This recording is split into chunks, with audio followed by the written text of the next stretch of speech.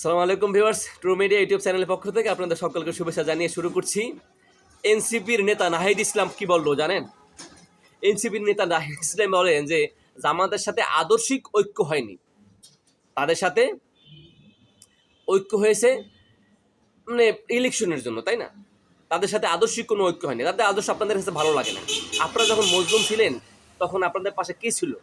আপনাদের যত রকম এই যে মিটিং মিছিল হয়েছে 5ই আগস্টের পরে, আপনারা ভেবেন যে আর কি সব আপনারা ডাক দিলে সেখানে গেছে, সেখানে সাধারণ জনগণ গেছে আর আপনাদের লোকজন গেছে। এখানে 90% জামাত শিবিরে পোলাপান। এগুলো পাবলিক বুঝে না, পাবলিককে এত বোধাই। তা আপনি যেভাবে কথা বলতেছেন, এটা কোন কোয়ালিটির কথা বলতেছেন আপনারা? এই কোয়ালিটির কথা তো আসলে মানসম্পন্ন কথা না। এই ধরনের কথা বললে তো যতটুকু আপনারা ভ্যালু আছে তাও হারাই ফেলাবেন। আপনাদেরকে শুধুমাত্র ধরে রাখছে জুলাই বিপ্লব এবং একটা গণ অভ্যুত্থানের, it is the very important for the politics, for the country also, that's why. সুতরাং এই ধরনের কোনো কথা বললে বিভ্রান্তিকর আপনারা তৈরি করবেন না, আর আপনাদের নিজের দলটাকে আস্তে আস্তে হ্রাস করে ফেলবেন আপনারা। এই ধরনের কথা কি যে জামাতের সাথে আদর্শিক, জামাতের আদর্শ কোনটা খারাপ দেখছেন আপনারা বলেন?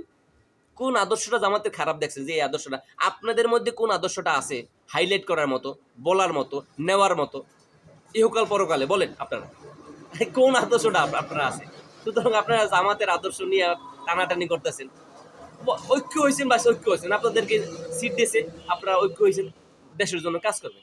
আবার জামাতের নিয়ে আবার তার কোলে বৈশা তারই মনে করেন যে ঠোয়াঠুই করতেছেন, এটা কি?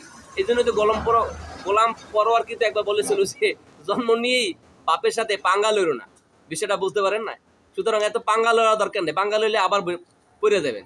আপনারা তো ভালোভাবেই জানেন যে বিএনপির সাথে যদি ঐক্য হইতেন সেখানে আর আপনারা একটা হইতে পারতেন না, কেমতে হইতেন বলেন? তারা সব জায়গায়, যত জায়গা তাদের অন্য লোকের নমিনেশন দিবে ওই ঐক্যে, সমঝোতায়, ওখানে তারা আবার বিদ্রোহী প্রার্থী দাঁড়া করতেছে। তাহলে তাহলে কিভাবে হবেন বলেন আপনি? সুতরাং মাইক্রোফোনে একটা পাইলেই একেবারে মাইক্রোফোনে পাইলেই কথাটা বলতে হবে, কথা বলা না থাকলে চুপচাপ বসে থাকবেন, মাইক্রোফোন ফেরত দিয়ে দিন। ভিতরে যদি মাল মশলা না থাকে মাইক্রোফোন ফেরত দিয়ে দেন। আপনাদের মতো অনার্স মাস্টার্স তো অনেক আছে ভাইজান, কিন্তু মনে করেন ফর্মালিটিতে মনে করেন পড়ে গেছেন, উপদেশটা হয়ে গেছেন, আলহামদুলিল্লাহ, ভালো, আপনারা দেশের জন্য করবেন, আমরা তো খুশি। আপনাদের সাপোর্ট আছে, যথেষ্ট সাপোর্ট, কি না সাপোর্ট? বুকে হাত দিয়ে বলতে পারবে যে তরুণ যুবকরা কেউ আপনাদের সাপোর্ট নাই? কিন্তু আপনাদের কথার কারণে আপনারা কিন্তু জনপ্রিয়তা আরো হারিয়ে বেড়াতেছেন। বলেন 5ই আগস্টের পরে যে অবস্থান ছিল সেই অবস্থানে কি আপনারা আছেন?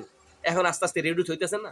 আর আপনারা এটা ভালোভাবে জানেন যে জামাতের কোলে যদি না পড়েন তাহলে আপনাদের কোনো আর মূল্য থাকবে না, আপনারা ভ্যালুলেস হয়ে যাবেন। সুতরাং জামাতকে না ধরলে আপনাদের কোনো কাজই আসবে না, এটা আপনারা খুব ভালোভাবেই বুঝতে পেরেছেন। আপনাদের অবস্থান কোনোদিনও ঠিক থাকতে পারবে না জামাতের সাথে যদি ঐক্য না করে।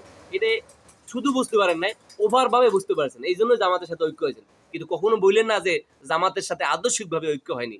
ধন্যবাদ আমার সাথে থাকার জন্য।